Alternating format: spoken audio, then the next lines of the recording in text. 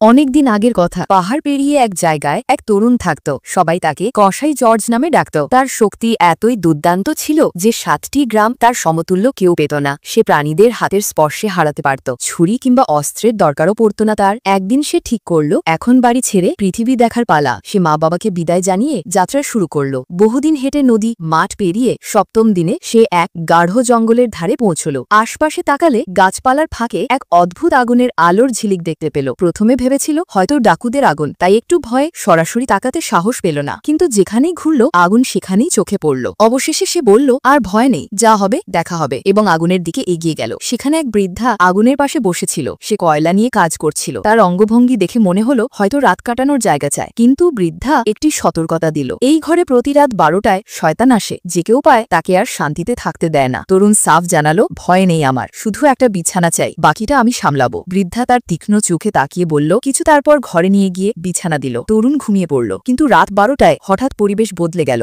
দরজা জানালা কাঁপতে শুরু করল। পুরো ঘর যেন কম্পমান। ভয়ানক আওয়াজে সে এক মুহূর্তের জন্য ভয়ে স্তম্ভিত হয়ে গেল। তবে সে লাঠি নিয়ে দরজার সামনে দাঁড়িয়ে রইল। হঠাৎ একটা বড় কাঠের সিন্দুক। আর পার্ট 2 দেখতে চাইলে কমেন্ট করো।